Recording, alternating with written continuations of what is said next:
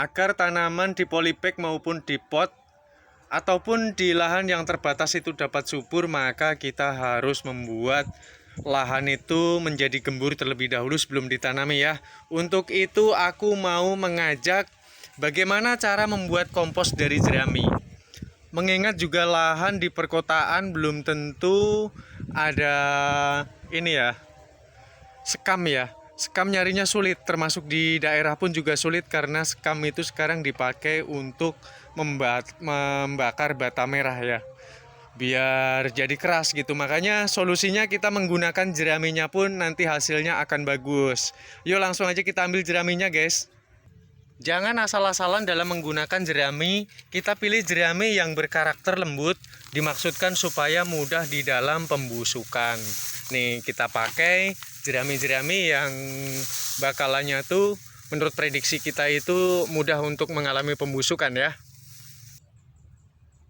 Ini bahan yang kita gunakan seperti ini, kita potong-potong hingga dia dapat lembut seperti ini. Tuh kan lembut. Tujuannya lembut kenapa? Supaya ini tuh nanti mudah bercampur dengan tanah. Sebab kalaupun dia kasar seperti ini, nggak kita potong-potong itu bisa juga, tapi otomatis secara logika dia tidak akan merata yang bercampur dengan tanah gitu ya. Oke, ini langsung kita masukkan saja. Dan bahan yang kita perlukan yang kedua adalah nih bekas abu bakaran maupun arang ya. Ini bebas, mau dari dedaunan, mau dari sampah rumah tangga, itu sangat bagus sekali kita jadikan sebagai kompos. Manfaat dari kompos sendiri selain dapat menciptakan kegemburan tanah, kompos tersebut nanti akan berubah menjadi organik, sehingga bagus sekali untuk menahan air agar tidak cepat dengan terjadinya kekeringan. Di samping itu pun nanti akan tercipta satu humus yang sangat luar biasa untuk tanaman kita. Nah, terus kemudian setelah lembut seperti ini, langsung saja kita siram dengan air. Tujuannya air sendiri adalah agar jerami segera melakukan pembusukan ya. Dia dapat busuk sehingga dapat menciptakan karbon dioksida yang dapat mengundang bakteri baik untuk menciptakan satu humus. Itu untuk regenerasi humus nanti ke depan. Jadi fungsinya tidak hanya sebagai kompos, tapi nanti kompos yang kita buat ini dia dapat berubah menjadi organik yang sangat, wah pokoknya mah super manjur ya. Dan jikalau sobat itu ada, alangkah baiknya tuh kalau kalian ada sabut kelapa.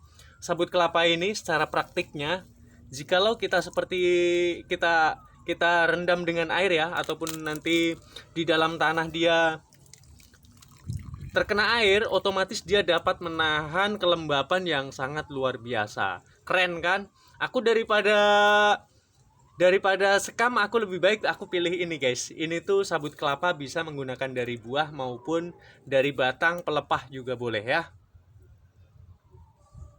Dan setelah kita melakukan perendaman selama 2 hari dan setelah mengalami sedikit pembusukan seperti ini, itu kita siapkan terlebih dahulu tanahnya ya. Tanahnya, dan jangan lupa dibuang ini yang bagian batu-batu maupun kerikil ya.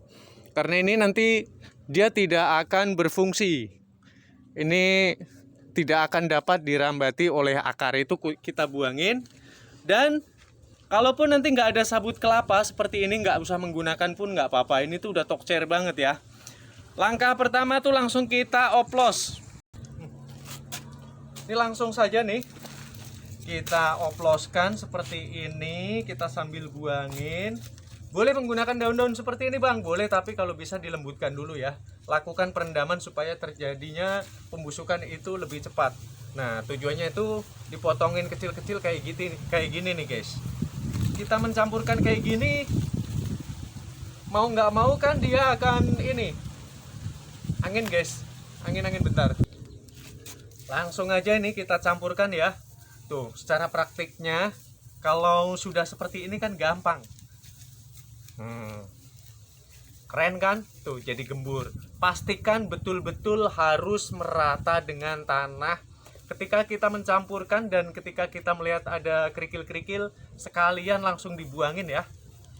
lakukan secara merata, mencampurnya harus betul-betul rata, jangan sampai ada menggumpal kayak gini nih ya.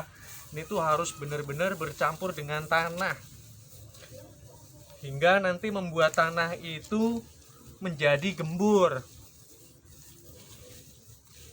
Oke, setelah itu langsung kita masukkan ini abu. Abu ini berperan sebagai penahan air juga.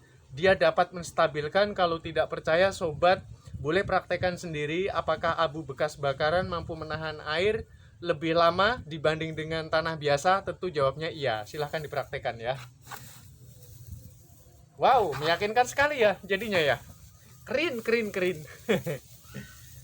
Memang keren guys. Kalau nggak keren ini nggak akan aku buat konten ya. Karena yang aku mau tuh dari apa yang aku buat itu bermanfaat untuk orang lain.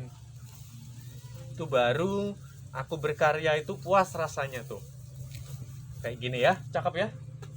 So pasti humusnya dijamin ini mah. Tanaman langsung auto subur. Oke. Jikalau ada sabut kelapa seperti ini, sabut kelapa, alangkah baiknya itu dipisah-pisah. Kalau kita ingin menjadikan sebagai kompos ya, dipisah-pisah. Kalaupun nanti sulit, kalau ini kan aku pakai sudah busuk ya, jadi mudah banget diratakannya. Dan ini pun mudah dirambati oleh akar. Kalau yang sulit, buat kalian yang pakai dari buah itu dapat kalian potong-potong menggunakan pisau maupun pakai apalah gitu ya. Oke, setelah seperti ini kita ambil dan kita taruh di tempat atau di sini juga boleh, tapi kita lakukan sebuah penimbunan. Dan jangan lupa dalam setiap harinya harus disiram loh guys. Nanti keenakan dipendem aja, kecuali kalau musim hujan nggak disiram nggak apa-apa. Seperti ini, kalian aku rasa juga setuju. Jikalau ini menjadi kompos yang sangat bagus ya.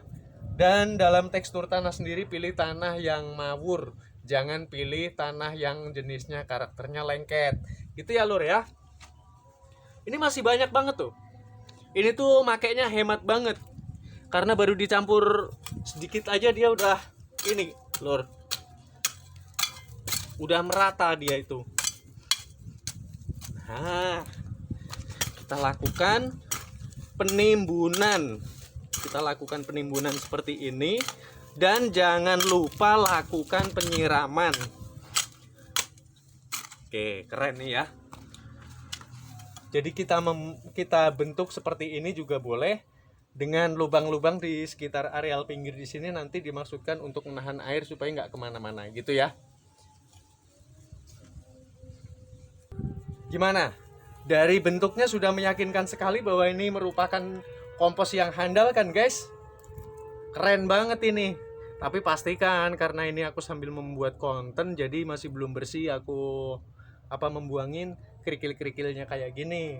Ini tuh nggak berguna guys kalau yang kerikil-kerikil bebatuan atau bukun semen atau bata merah lah, batako lah. Itu nggak ada gunanya. Oke ya. Semoga artikel ini bermanfaat untuk sahabat cinta lestari alam ya. Oke, kita jumpa pada konten selanjutnya. Ikuti selalu nih kabar ataupun motivasi terbaik dari aku ya. Bye bye.